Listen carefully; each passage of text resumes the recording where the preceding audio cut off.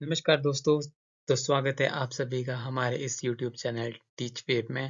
आज है 12 अक्टूबर और आज हम 12 अक्टूबर के करंट अफेयर्स को कवर करने वाले हैं। वीडियो शुरू करने से पहले अगर आपने हमारे चैनल को सब्सक्राइब नहीं किया है तो जाके सब्सक्राइब कर लें और बेल आइकन को प्रेस करें ताकि हमारी आने वाली अपडेट आप तक सबसे पहले पहुंचे। तो आइए बिना किसी देरी के वीडियो को शुरू करते हैं।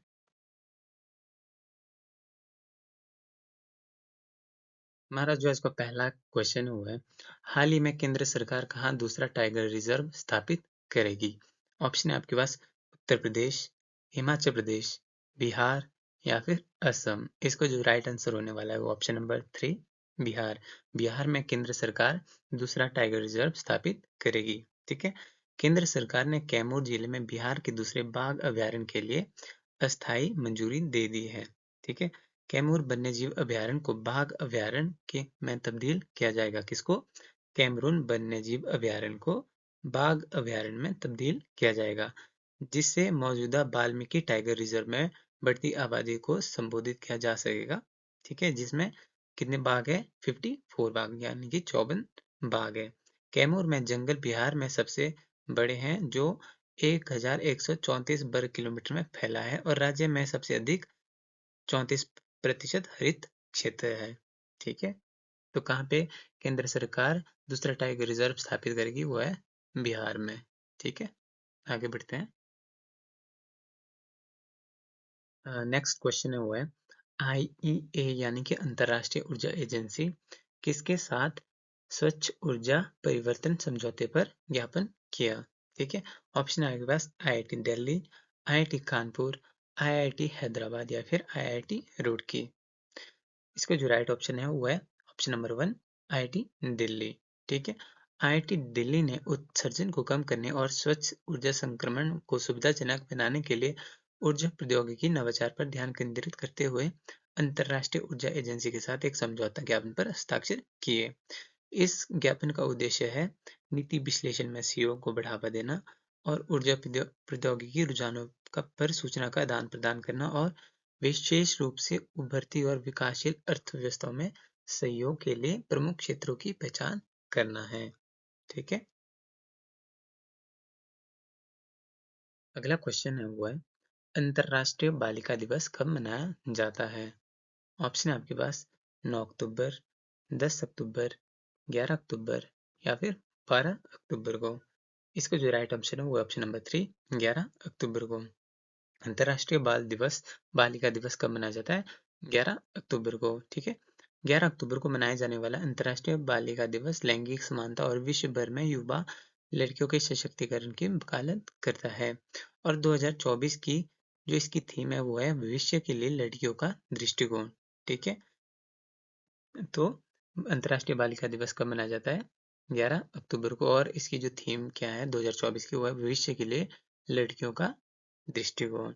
ठीक है। अगला जो क्वेश्चन है वो है, लेखिका हान कांग को साहित्य में 2024 का नोबेल पुरस्कार मिलेगा। ठीक है। वो रहने वाली है, कहाँ की रहने वाली है? ऑप्शन है आपके पास चीन, रूस, दक्षिण कोरिया या फिर उत्तरी कोरिया।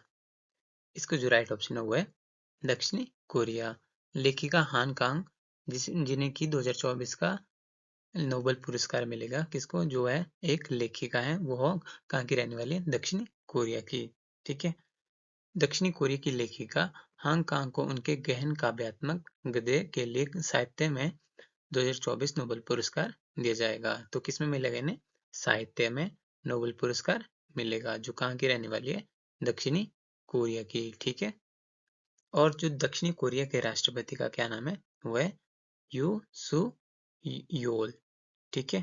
और राजधानी क्या है दक्षिणी कोरिया की? वो है सियोल। और मुद्रा क्या है दक्षिणी कोरिया की? दक्षिणी कोरियाई वोन। जो यह पुरस्कार है वो उन्हें कब मिलने वाला है?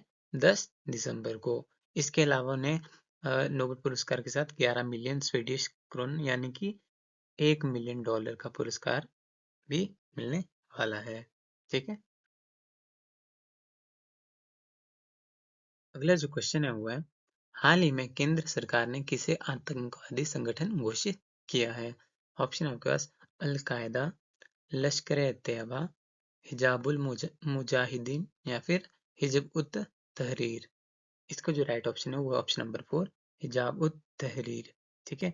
सरकार ने गैर कानूनी गतिविधियों रोकने अधिनियम के तहत हिजाब उत तहरीर को आतंकवादी संगठन घोषित किया है। ठीक है।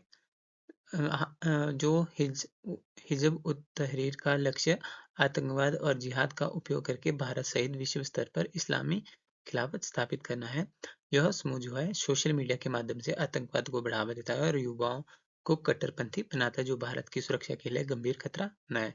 इसके अलावा जो ये बाकी के 3 है, ये इन्हें पहले ही आतंकवादी संगठन घोषित कर दिया गया है, परंतु अब हिजब उद तहरीर को भी क्या है, आतंकवादी संगठन घोषित कर दिया गया है, जो कि किसके द्वारा, सोशल मीडिया के द्वारा आतंकवाद को बढ़ावा देता है। ठीक है। अगला जो क्वेश्चन हुआ है, किसने पेशेवर टेनिस से संन्यास की घोषणा की है? ठीक है। ऑप्शन है आपके पास वालिस मायर्स, नोवाक जोकोविच, कार्लेस अल्कराज या फिर राफेल नडाल। इसको जो राइट ऑप्शन है वो ऑप्शन नंबर 4 राफेल नडाल। ठीक है। 22 बार के grand slam champion Rafael Nadal ने पेशेवर टेनिस से संन्यास की घोषणा की है।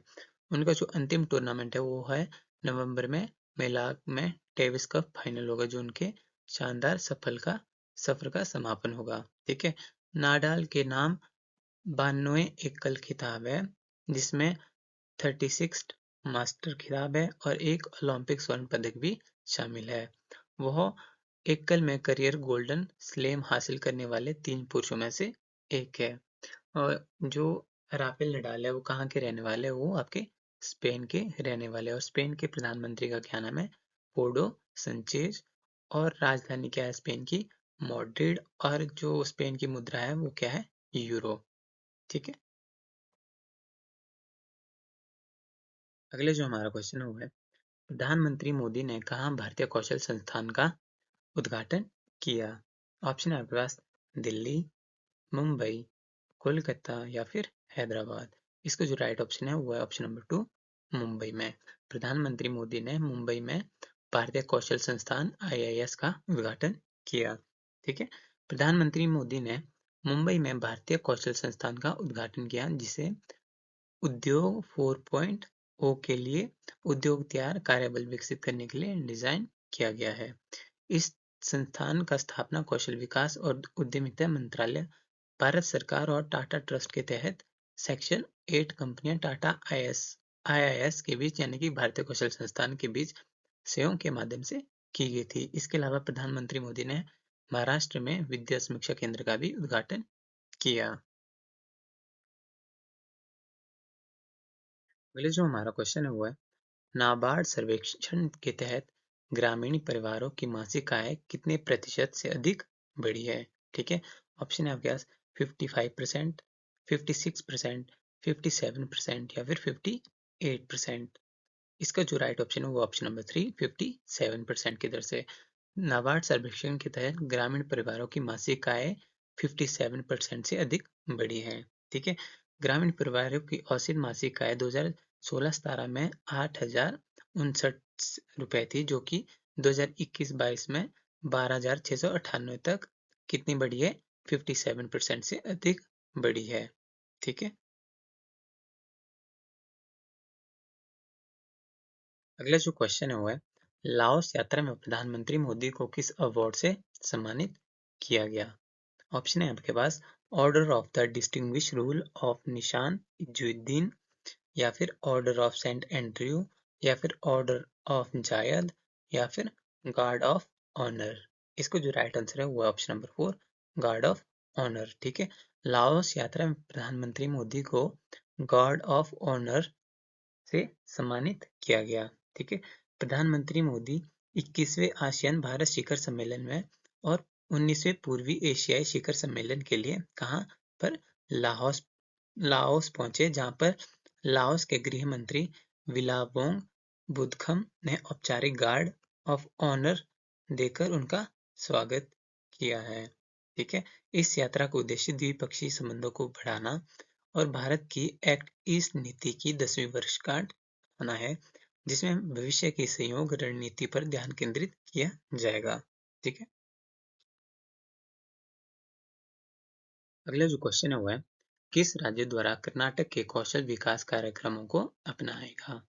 ठीक है। ऑप्शन है आपके पास हिमाचल प्रदेश, पंजाब, हरियाणा या फिर राजस्थान।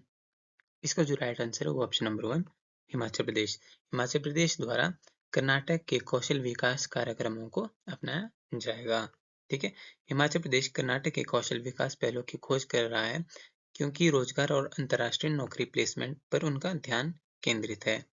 ठीक है। हिमाचल प्रदेश के नगर निगम नियोजन, आवास और तकनीकी शिक्षा मंत्री राजेश कुमार धर्मिणी हैं। ठीक है। कर्नाटक के समर्थन से हिमाचल प्रदेश को इस तहत के कौशल विकास कार्यक्रमों को लागू करने में सहायता मिलेगी। इसके अलावा जो हिमाचल प्रदेश के मुख्यमंत्री का नाम क्या है वो है सुखविंदर सिंह सुक्खू जी। और हिमाचल प्रदेश की राजधानी है शिमला और धर्मशाला। शिमला जो है ग्रीष्मकालीन राजधानी है और धर्मशाला वहाँ की शीतकालीन राजधानी है। ठीक है।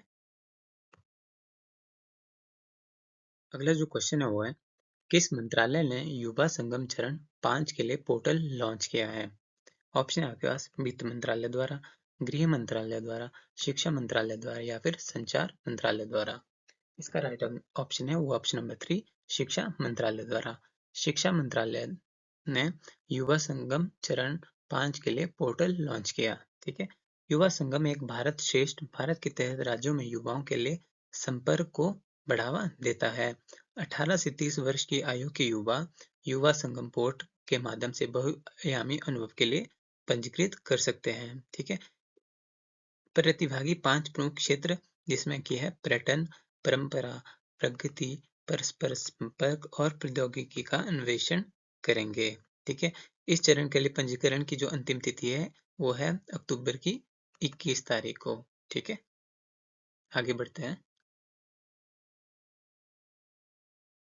अगले जो हमारा क्वेश्चन है वो है, जयशुरेश्वरी मंदिर कहाँ पर स्थित है? ऑप्शन आपके पास भारत, बांग्लादेश, नेपाल या फिर श्रीलंका। इसको जो राइट आंसर है वो ऑप्शन नंबर 2 बांग्लादेश में। जयशुरेश्वरी मंदिर बांग्लादेश के सतखीरा जिले के श्यामनगर उपजिले ईश्वरीपुर गांव में स्थित है। यह मंदिर देवी काली को समर्पित है और भारत और पड़ोसी देश के 52 शक्तिपीठों में से एक है। ठीक है। इस मंदिर का निर्माण 12वीं शताब्दी ईस्वी के आसपास हुआ था। इस मंदिर को अनारी नाम के एक ब्राह्मण ने बनवाया था। यह चर्चा में क्यों है? क्योंकि जयशुरेश्वरी मंदिर में देवी काली का मुकुट है था, जिसे 2021 में प्रधानमंत्री नरेंद्र मोदी ने क्या है उपहार में दिया था, जो कि चोरी हो गया है। ठीक है। हिंदू पौराणिक कथाओं के मुताबिक इस जगह में देवी सती के पैर और हथेलियां गिरी थी। ठीक है। तो जयशुरेश्वरी मंदिर कहाँ पर स्थित है? बांग्लादेश में, जो कि 52 शक्तिपीठों में से एक है। ठीक है। आगे बढ़ते हैं। अगला जो क्वेश्चन है वो है, परमाणु विरोधी प्रयासों के लिए 2024 का नोबेल शांति पुरस्कार, ठीक है, नोबेल शांति पुरस्कार किसको मिलेगा? वो ऑप्शन है आपके पास हानकांग को, डेविड वेकर को, निहोन हिडानक्यो को या फिर जॉन हाफील्ड को। इसको जो राइट ऑप्शन है वो ऑप्शन नंबर 3 निहोन हिडानक्यो को। ठीक है। परमाणु बम से बचे लोगों के लिए एक जापानी संगठन निहोन हिडाक्यो ने परमाणु हथियारों से मुक्त विश्व की वकालत के लिए नोबेल शांति पुरस्कार जीता है। ठीक है। और जो आपके जो बाकी के 3 ऑप्शन हैं, इन्हें भी किसी न किसी फील्ड में क्या है नोबेल पुरस्कार मिले हैं। जैसे कि हानकांग को इसमें लिटरेचर में नोबेल पुरस्कार मिला है और जो जॉन हॉटफील्ड हैं उनमें उनको फिजिक्स में नोबेल पुरस्कार मिला है और जो डेविड विकर है उन्हें केमिस्ट्री में जो है नोबेल पुरस्कार मिला है। ठीक है। और नोबेल शांति पुरस्कार किसे मिला है? न्योन हिडान क्यो को। ठीक है। हमारा अगला क्वेश्चन है वो है, आयुध पूजा कहाँ मनाई जाती है? ऑप्शन है आपके पास तमिलनाडु, हिमाचल प्रदेश, असम या फिर पंजाब। इसका जो राइट ऑप्शन है वो है ऑप्शन नंबर 1 तमिलनाडु में। ठीक है। तमिलनाडु में 11 अक्टूबर को आयुध पूजा मनाएगी, जहाँ लोग अपने घरों और कार्यालयों में औजारों और उपकरणों की पूजा करते हैं। आयुध पूजा किससे संबंधित है? औजारों और उपकरणों की पूजा से संबंधित, ठीक है। यह कब मनाया जाता है? यह नवरात्रि के 9वें दिन होता है। राज्यों में कुछ स्थानों पर दुर्गा पूजा भी पारंपरिक उत्साह और उल्लास के साथ मनाई जाती है। जो आयुध पूजा है, वह वैसे तो पूरे भारतवर्ष में मनाई जाती है, परंतु खासकर यह कहाँ मनाई जाती है? कर्नाटक, तमिलनाडु, आंध्र प्रदेश और केरल में, यानी कि दक्षिणी राज्यों में यह खासकर मनाई जाती है। ठीक है।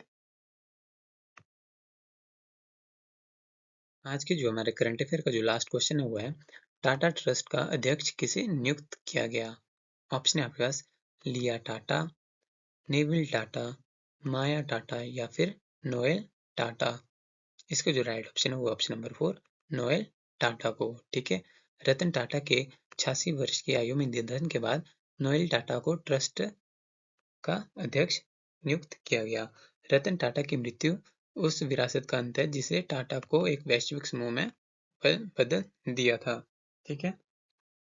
जो यहाँ पे नेविल टाटा और नोएल टाटा, यह ये जो नाम है ये थोड़े से सेम सेम है, तो इसको आप थोड़ा ध्यान से याद रखें। ठीक है।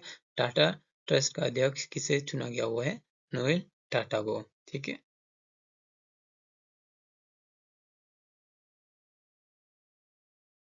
अब हम 11 अक्टूबर के कुछ घटनाओं पर प्रकाश डालेंगे कि 11 अक्टूबर को इतिहास में क्या-क्या घटनाएं घटित हुई है, जो कि हमारे एग्जाम पर्सपेक्टिव से इम्पोर्टेंट है। ठीक है।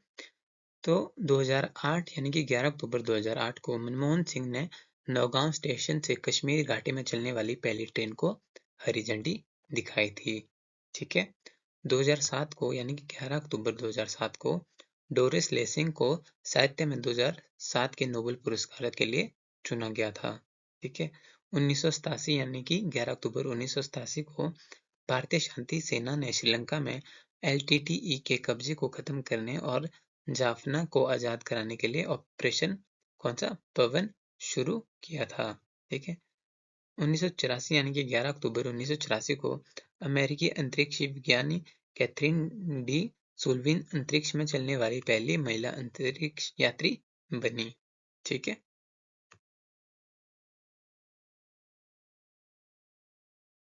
तो दोस्तों ये थे आज के कुछ मुख्य करंट अफेयर जो कि आपके एग्जाम पर्सपेक्टिव से बहुत ही इम्पोर्टेंट है।